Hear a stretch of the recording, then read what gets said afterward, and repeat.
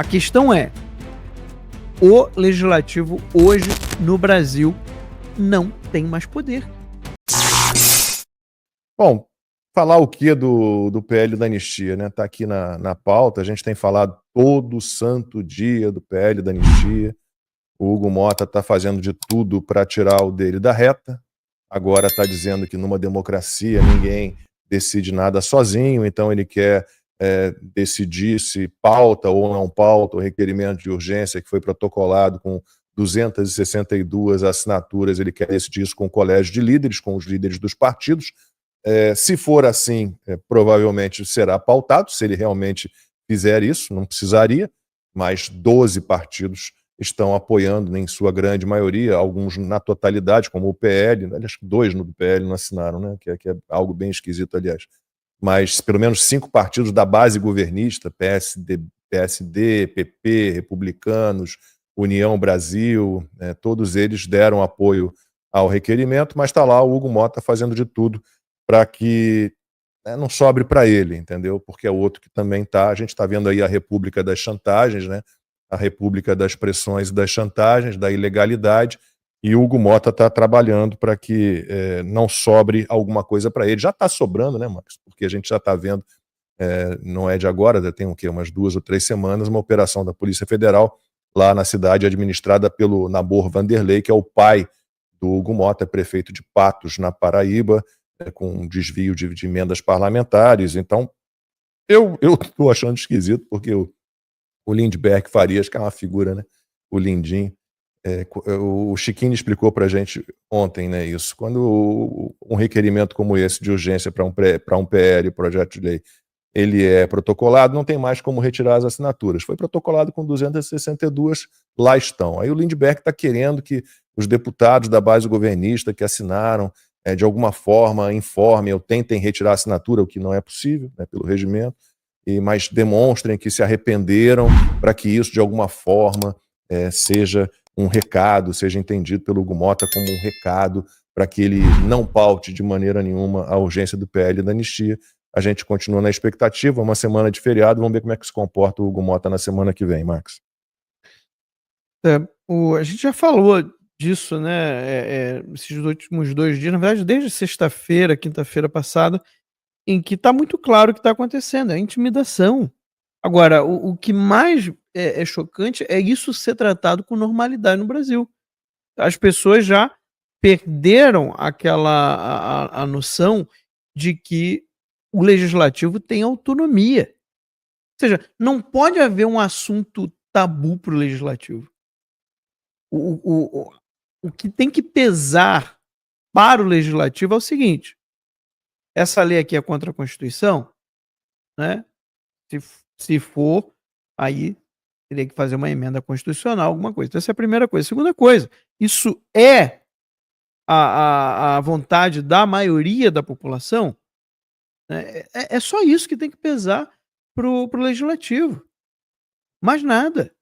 Ah, mas o Alexandre de Moraes, mas o Barroso, mas os ministros, mas o executivo, a esquerda, o PT.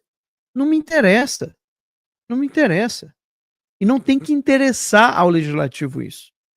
O legislativo, ele tem que pensar o seguinte: a população se manifestou, né, teve a manifestação de Copacabana, teve a manifestação na Paulista, e a anistia é uma pauta de interesse nacional. Está muito claro a injustiça que foi cometida. Agora, é óbvio, por que eles não querem, né? Por que estão fazendo toda essa pressão? Porque os ministros do STF vão ficar mal com essa história. E eu tô falando de todos, tá? Falando de todos, porque todos votaram pela condenação. Não teve, que eu me lembro, teve nenhum caso em que o Nunes Marques e o Mendonça chegaram e falaram: não, eu voto pela inocência dessas pessoas. Não teve. E a gente não tá falando de pessoas que têm vídeos depredando o patrimônio público. Nós estamos falando de pessoas que nem sequer têm evidências de que elas estiveram nos atos de 8 de janeiro. Tá? E todos os ministros votaram para condenação. Se condenou mais ou menos, não é disso que eu estou falando ainda. A questão é: o legislativo hoje no Brasil não tem mais poder. É isso que está em jogo. É isso que os deputados deveriam entender, inclusive os deputados de esquerda. Tá? Porque o que está em jogo em todo esse debate do PL da anistia é: há ou não há legislativo no Brasil? Há ou não há 3 poderes no Brasil? Essa que é a grande questão. Óbvio que a gente já vê há algum tempo que não há.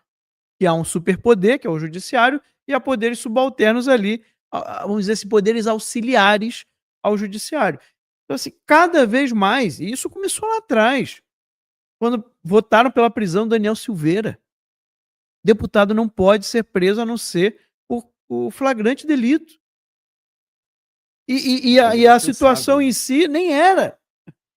A situação em si nem era crime, porque o deputado ele está respaldado por quaisquer palavras que ele diga. Então era um crime de palavras e não era em flagrância. É uma loucura total. Né? Então começou lá. Ali o Congresso começou a perder poder. Eles votaram e não perceberam isso, muitos deles, tá? E agora o que está acontecendo é isso. Você tem um clamor nacional, o legislativo, né, principalmente a Câmara dos Deputados, que é a casa do povo, que é onde o povo tem mais acesso, né, que é onde deveria ser mais fácil, não passa. Lembrando que ainda tem que passar pelo Senado. A Câmara sozinha não aprova um PL. Tem que passar pelo Senado ainda. Então, nem isso, mas nem isso está sendo feito. Aí o Jeff Schickini falou que pelo regimento você deveria pautar, né?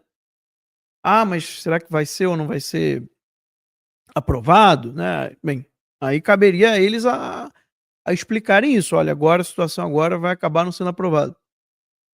A questão aqui não é essa. A questão aqui é o seguinte: há um interesse nacional. O legislativo tem poder para isso. É prerrogativa deles. Ou seja, quando eles aceitam uma intimidação do STF, eles estão dando um tiro no próprio pé. Eles estão acabando com o poder deles. O que a gente está vendo é uma cristalização da ditadura do judiciário do Brasil. Está consolidando. E vou te dizer, não vai ter volta atrás. E aí, eu sei, 2026, Senado...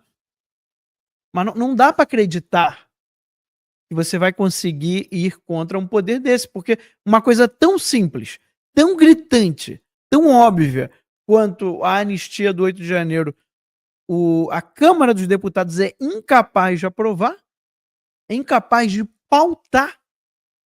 Na verdade, não estamos nem falando de aprovação, estamos falando de pautar, mesmo com a maioria dos deputados a favor da urgência.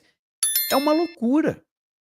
É muito, muito pesado o que acontece no Brasil hoje. É realmente assim, é uma situação completamente disfuncional, tá? Tá cada vez mais escancarado. Eu achei até bom o negócio do Alexandre de Moraes com Oswaldo Eustáquio, para deixar bem claro para o mundo o tipo de tiranete que há no Brasil.